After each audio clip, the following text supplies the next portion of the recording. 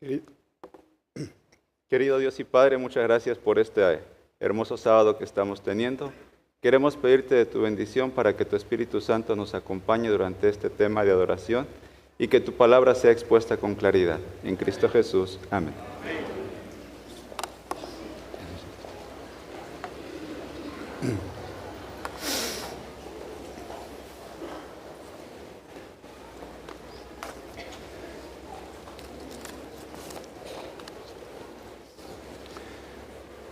Muy buenos días a todos.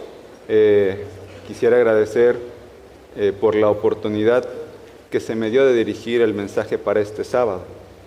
Y para abordar rápidamente el tema que es el principio y el fin de la salud, quisiera iniciar con nuestro estudio acerca de el principal sistema que Dios puso en nosotros para que nosotros tengamos nuestra salud. Y estoy hablando de nuestro sistema nervioso central. Y quisiera hacer una comparación inicial de nuestro cerebro. Todos conocemos aquí como tal, usamos dispositivos inteligentes, tenemos computadoras, etc. Pues nuestro cerebro como tal es el hardware, compuesto de millones de neuronas, millones y millones de neuronas. Y nuestro sistema operativo, el software, se instala durante la niñez y pasa constantemente por diversas modificaciones a lo largo de nuestra vida. El lenguaje que tenemos, el Dios que adoramos, nuestras creencias, nuestros valores, nuestros principios morales. Y tenemos una fuente de energía, nuestra sangre, donde lleva nutrientes a nuestro cuerpo, el oxígeno que necesita nuestro cuerpo para vivir. Las facultades más elevadas que poseemos son aquellas que reflejan más directamente el carácter de nuestro Dios.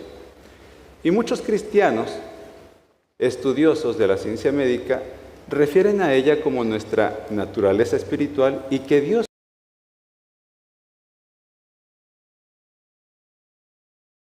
la entidad mística o etérea que entra y sale del cuerpo, consiste en aquellas cualidades y habilidades que nos hacen más semejantes a Dios. Estos rasgos son lo que nos separan del resto de la creación y que nos hacen responsables de cada una de las cosas que hacemos. Así que tenemos nuestra mente y la naturaleza espiritual. Y vamos a empezar a abordar lo que conocemos en el ámbito médico como la jerarquía de la mente. Nuestra naturaleza espiritual está compuesta por tres grandes facultades. La razón es la facultad más elevada que Dios puso en nosotros. Nos da la capacidad de pensar, de razonar y entonces sacar una conclusión. Y me gustaría que estuvieran a su mano su Biblia porque vamos a tener varios versículos para tener el sustento bíblico detrás de toda esta mensaje que vamos a ver. Salmo 119, 2. Salmo 119, 2. Vamos a leer también el versículo 9 y el versículo 11. Dice el salmista: bienaventurados los que guardan tus testimonios y con todo el corazón te buscan. El versículo 9 dice: ¿con qué limpiará el joven su camino? Con guardar tu palabra. Y entonces en el versículo 11 dice: en mi corazón he guardado tus dichos para no pecar contra ti. Entendemos aquí una lógica del pensamiento.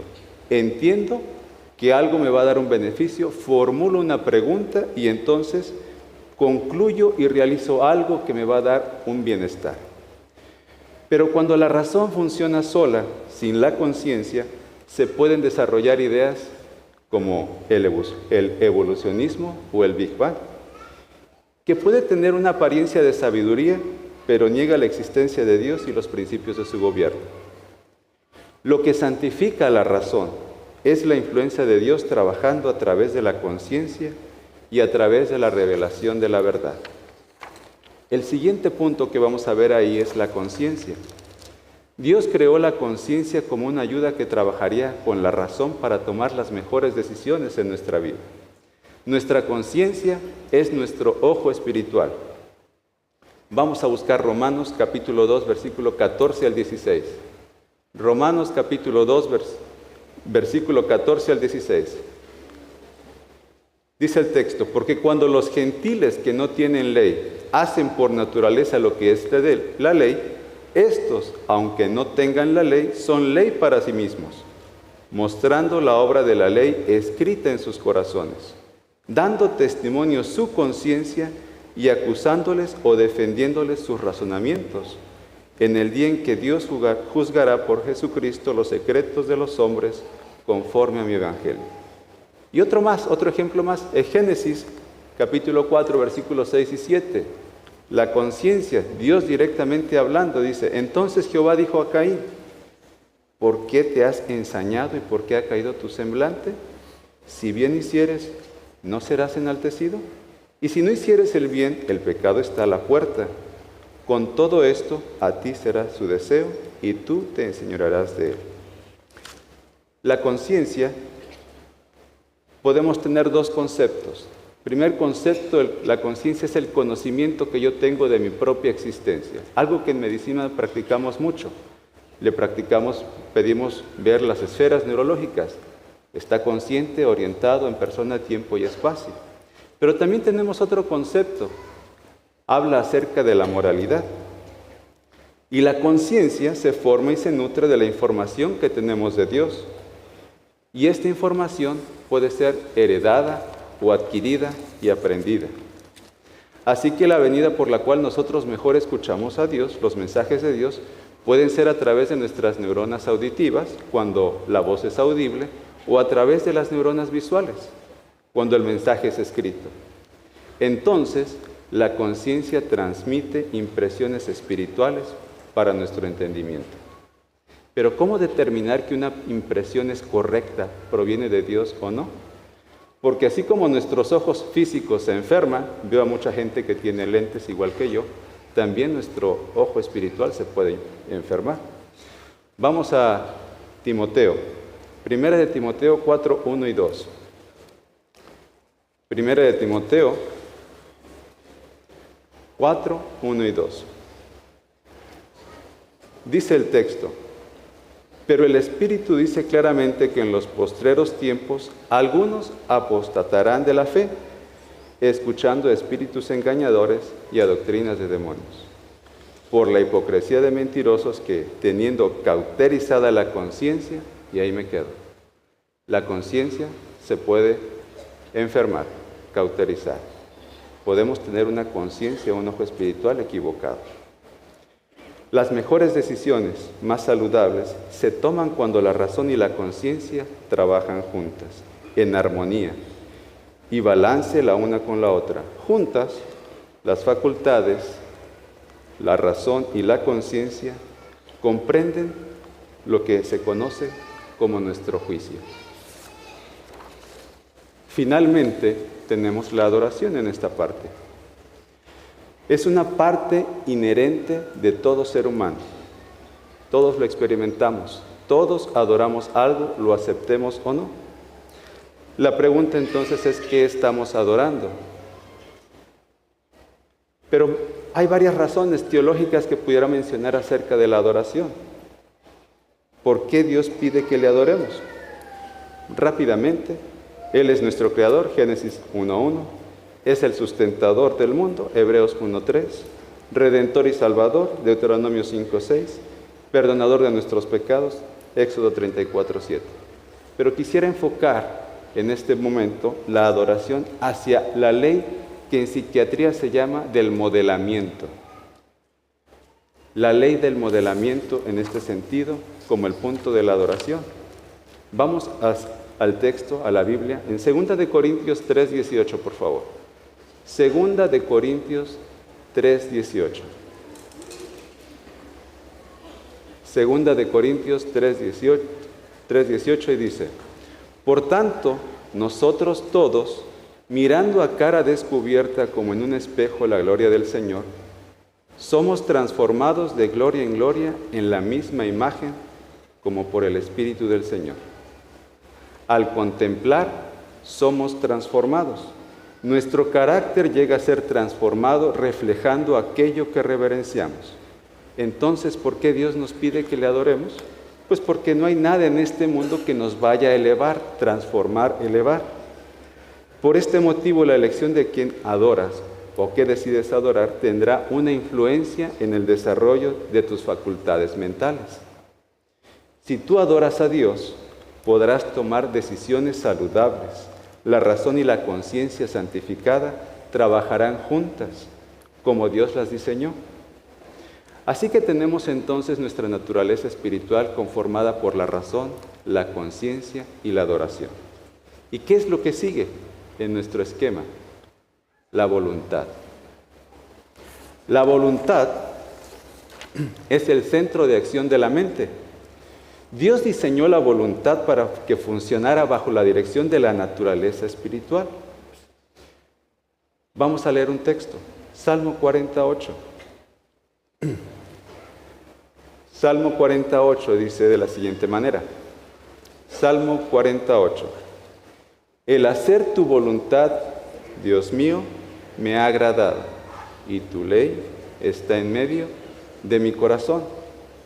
Dios diseñó para que así trabajara nuestra jerarquía de la mente, para que encontráramos paz y felicidad cuando trabaja la voluntad bajo el régimen, bajo la jerarquía de la razón, de la conciencia y de la adoración. Pero aunque Dios diseñó de esta manera la voluntad, muchas veces no sucede así. Perdón, Romanos 7:15. Vamos a Romanos 7:15. Creo que conocemos el texto, muchas veces lo hemos utilizado de muchas maneras, incluso tal vez para justificarnos. Romanos 7:15. Porque lo que hago no lo entiendo, pues no hago lo que quiero, sino lo que aborrezco, eso hago. Cuando todos nosotros ejercitamos la voluntad para escoger de alguna manera algo que viola la razón y la conciencia, algo se daña en el interior, hay intranquilidad y ansiedad, y ésta se apodera de cada uno de nosotros. Las mejores decisiones, las más saludables, se toman cuando la razón y la conciencia trabajan juntas en armonía y balance la una con la otra. Cuando la voluntad sigue la dirección de la razón y la conciencia, entonces, en un principio, aunque pueda que no se sienta placentero hacer eso, con el pasar del tiempo sobreviene una paz interna. Se desarrolla la confianza, la mente es sanada y resulta en felicidad. Siguiente punto en nuestra mente, en la jerarquía de la mente, los pensamientos. Alguien podrá decir, yo voy a objetar esto. Yo siempre he creído que en mis pensamientos, mis valores y mis creencias deben de estar en la parte más alta de la jerarquía de mi mente.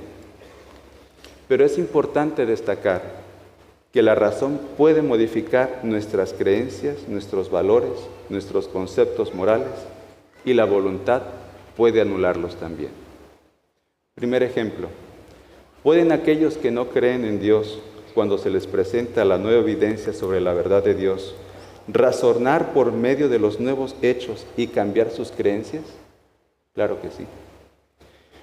¿Puede una persona ejercer su voluntad y hacer actividades que violan sus propias creencias y valores morales, incluso sus principios? Claro que sí. Vamos a otro texto, 1 Corintios 13:11, por favor. 1 Corintios 13:11. 1 Corintios 13:11, el texto dice, cuando yo era niño, hablaba como niño, pensaba como niño, juzgaba como niño, mas cuando ya fui hombre, dejé lo que era de niño. Así que mis pensamientos pueden ser modificados. Y como adultos tenemos la oportunidad y la responsabilidad de evaluar nuestros pensamientos por nosotros mismos y mantener aquellos que son saludables, que están apoyados por los hechos y por la verdad. Y en la última categoría de la jerarquía de la mente vienen los sentimientos. Y en este punto tenemos la siguiente división. El deseo de establecer relaciones, los afectos a quien los entregamos, y también tristeza, enojo, felicidad, etc. En relación a esto, los sentimientos establecen el deseo de mantener relaciones, ¿sí?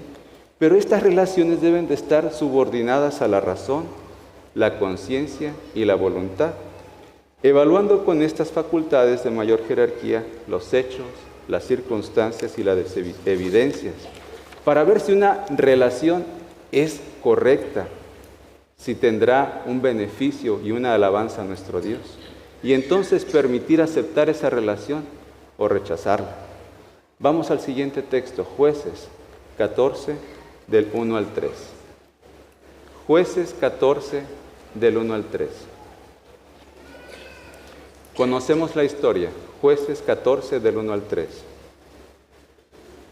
Dice la Escritura, descendió Sansón a Timnat y vio en Timnat a una mujer de las hijas de los filisteos. Y subió y lo declaró a su padre y a su madre diciendo, yo he visto en Timnat una mujer de las hijas de los filisteos. Os ruego que me la toméis por mujer. Y su padre y su madre le dijeron, no hay mujer entre las hijas de tus hermanos, ni en todo nuestro pueblo, para que vayas tú a tomar mujer de los filisteos incircuncisos. Y Sansón respondió a su padre, tómame esta mujer, porque me agrada. Díganme una cosa, una pregunta. ¿En base a qué jerarquía de la mente nuestro héroe Sansón tomó la decisión de establecer una relación afectiva? ¿En qué escala de la jerarquía de la mente está esta? En la última. Y una pregunta, ¿alguna vez hemos tomado alguna decisión en relación a los sentimientos?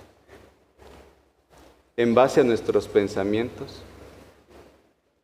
Y hemos dejado por último lugar a la naturaleza espiritual, la razón, la conciencia y la adoración. Y esto nos pasa en diferentes ámbitos de la vida. Y ahora quisiera ponerlo, una vez que hemos visto cómo Dios implementó en nuestra mente la naturaleza espiritual para que fuera el gobierno de la voluntad, para que sujetara los pensamientos y los sentimientos, cómo afectan la salud, porque vamos a hablar de salud. Y es algo que vamos a mencionar muy brevemente. Conocemos el acróstico adelante. Agua, descanso, ejercicio, luz solar, aire, nutrición, temperancia, y esperanza en Dios. Y lo que quiero mencionar a continuación en los restantes minutos es hacer una apelación. ¿De qué sirve hablar de salud o del acróstico adelante si la razón y la conciencia son dejadas de lado y no gobiernan nuestra voluntad? Si mis pensamientos o aún nuestros sentimientos gobiernan nuestra voluntad. Porque conocimiento no falta en relación a que la mejor bebida que tenemos para nosotros es el agua. Mucha gente conoce que el alcohol y otro tipo de bebidas no son lo mejor. La razón y la conciencia son anuladas y se toma la decisión en base a lo que pienso y a lo que quiero, el sentimiento, y se ejerce la voluntad de una manera incorrecta para la salud. Y en el ámbito espiritual podríamos decir lo mismo. ¿De qué sirve saber que Jesús es el agua de vida si vas a otra fuente de agua, a una cisterna rota? ¿Qué en relación al descanso físico? Creo que todos conocemos la importancia del descanso. ¿Cuánto debe dormir una persona para mantener para mantener su salud? Los adultos de 7 a 8 horas, los niños y adolescentes, dependiendo de la edad en la que estén, 10 horas, 11 horas, dependiendo de la edad. Pero ¿de qué sirve saberlo? Conozco, tengo razonamiento acerca de que esto es correcto, pero entonces ejerzo la voluntad de una manera incorrecta. Y en lugar de dormir a una hora adecuada, correcta, decido desvelarme frente al monitor de cualquier pantalla, por ociosidad. Y en el ámbito espiritual, ¿de qué sirve saber que el sábado es el verdadero día de reposo y que Dios nos ofrece el reposo cuando vamos a Él, si vamos a otras fuentes o no venimos a adorarle en este día santo? ¿De qué sirve saber que el ejercicio es bueno para tu salud? Porque ya lo conoces, la ciencia lo menciona, lo pregona, algo que desde antes que la ciencia lo mencionara ya había sido revelado a través del espíritu de profecía. Pero en lugar de hacer el ejercicio de manera natural, algo que nos genera gozo, lo dejamos de hacer. Y si pusiéramos este paralelismo en el ámbito espiritual, ¿de qué sirve saber las palabras que Pablo le dijo a Timoteo? Ejercítate en la piedad, si en lugar de ejercitarnos en la piedad, ejercemos el formalismo en nuestra vida. Y así podría seguir adelante con todo el acróstico adelante. Entonces, ¿cuál es el fin? ¿Cuál es el propósito de la salud? Vamos a ver cuál es el propósito de la salud para nuestras vidas. Salmo 146:1. Salmo 146:1. Versículo 1 y versículo 2. El propósito de la salud. Dice: alaba, oh alma mía, a Jehová. Alabaré a Jehová en mi vida. Cantaré salmos a Dios mientras viva. Siguiente texto. Salmo 104:33. El propósito de la salud que Dios tiene para nuestras vidas. Salmo 104:33. Dice: al Señor cantaré mientras yo viva. Cantaré alabanzas a Dios mientras yo exista. El fin de la salud o el propósito de la salud es que mientras vivas, alabes a Dios. En otras palabras, que tu vida sea una alabanza continua al Señor. Quiero dejarles ahora, este ejemplo. Poner 4 ejemplos bíblicos de lo que es el principio de la salud y el fin de la salud, de lo que hemos estado platicando. Por un lado tenemos a Sansón, un hombre que fue apartado desde el vientre de su madre. Él no tenía problemas con la salud. Su mamá tuvo la precaución necesaria para seguir un régimen adecuado para que su hijo tuviera salud. Se consagró la mamá para que el hijo tuviera salud. Es más, podríamos decir que él que mejor gozó de salud de todos los seres humanos, porque incluso tenía una fuerza extraordinaria. Pero tomó las decisiones en base a sus sentimientos. Invirtió la jerarquía de la mente en cada decisión que tomó. La salud y la fuerza que tenía las puso para complacerse a sí mismo. Él ya tenía la salud, pero la salud la utilizó para complacerse a sí mismo. Por otro lado, tenemos a Daniel, un hombre que decide, que propone en su corazón no contaminarse. Recuerdan el texto, ¿verdad? Daniel, por otro lado, usó la razón, la conciencia, hizo un juicio correcto y la voluntad fue dirigida por el Espíritu Santo. Cumplió el propósito de la salud en su vida desde el principio y cumplió el propósito de Dios durante toda su vida. Su vida entera fue una vida de testificación, de adoración al Dios verdadero. Y aquí yo tengo el primer llamado para los jóvenes, para que tomen decisiones sabias para tener salud. Ya las conocemos. Pero una vez que tengas la salud, aplicar el propósito correcto de tener salud. Por otro lado, tenemos un ejemplo de Ezequías y de Pablo que me quisiera ilustrarles. Y a lo mejor esto se aplica más a la gente adulta, a la gente más grande. Conocemos la historia del buen rey Ezequías. Dios le dice al profeta Isaías: ve y dile a mi siervo Ezequías que en 3 días va a morir, que arregle su casa. El buen rey Ezequías, que había hecho todo bien, va ante Dios, ora ante Él, derrama su corazón y pide que Dios le extienda la vida. Y antes de que el profeta Isaías salga del palacio, Dios le dice, regresa y dile a mi siervo Isaías, a mi siervo Ezequías que he escuchado su oración. Y le da a Dios 15 años más. El espíritu de profecía menciona que cuán diferente hubiera sido el registro bíblico del buen rey Ezequías si no se hubiera extendido su vida por más tiempo. ¿Por qué? Este hecho de la salud de Ezequías, del milagro que Dios hace en favor del buen rey Ezequías, es escuchado en la lejanía, en las lejanas tierras de Babilonia, y vienen mensajeros para conocer este portentoso milagro que se realizó en favor del rey. Pero el rey perdió la oportunidad de testificar acerca del gran Dios que le había dado la salud. Por otro lado tenemos a Pablo, un hombre que desde su conversión el Espíritu Santo lo utilizó para que durante toda su vida alabara a Dios y a predicar a Jesús en todo momento. Pero ¿qué dice la Escritura de Pablo en relación a la salud? Segunda de Corintios 12, 7 al 9. Me gustaría que lo buscaran conmigo. Segunda de Corintios 12, versículo 7 al versículo 9.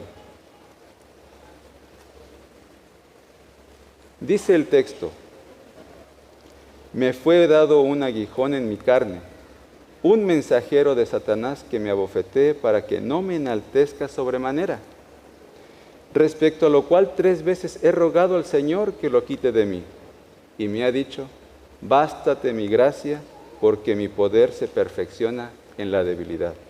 Por tanto, de buena gana me gloriaré, más bien en mis debilidades, para que repose sobre mí el poder de Cristo. Bástate mi gracia. El buen discípulo Pablo pedía por su salud para poder seguir haciendo mejor su trabajo, pero Dios le dice, bástate mi gracia. Querido hermano, adulto tal vez algún joven, tal vez has afrontado la enfermedad, una enfermedad que ha puesto en peligro tu vida y Dios la ha restaurado. Tal vez en este momento tienes que recordar que el propósito de Dios para tu vida restaurada de la enfermedad es para que le alabes todo el tiempo que Él te dé vida. Ya para concluir, 2 puntos importantes nada más de todo este tema. El principio de la salud comienza en la mente, cuando funciona en el orden que Dios lo estableció, y eso solo puede suceder cuando nos ponemos bajo la dirección del Espíritu Santo cada día. Señor, voy a cambiar mi corazón por mi mente. Señor, toma mi mente porque yo no puedo dártela. Es tuya, manténla pura porque yo no puedo mantenerla por ti. Sálvame a pesar de mi yo débil y de semejante a Cristo. Segundo punto, el fin o el propósito de la salud es cantar al Señor mientras vivas, que tu vida sea de alabanza viviente para Dios. Que el Señor te bendiga.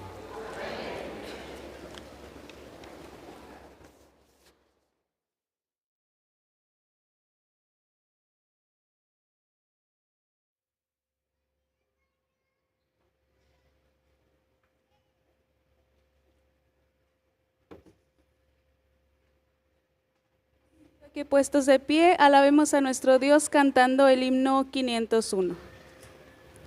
Lo cantaremos 2 veces.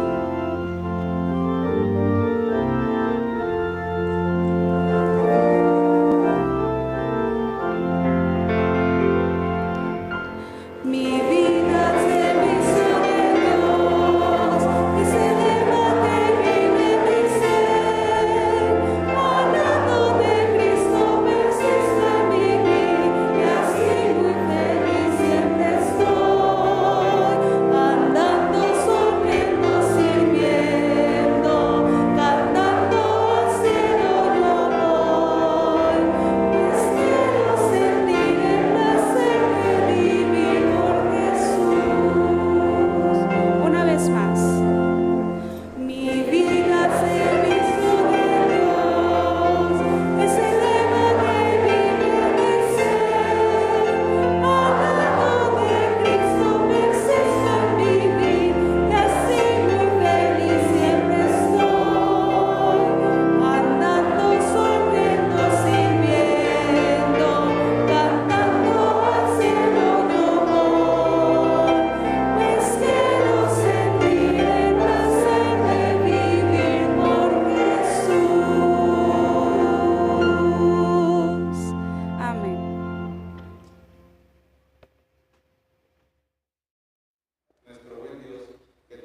Santo pueda controlar nuestra mente para que pueda ser completamente dirigida por ti en cada aspecto de nuestra vida.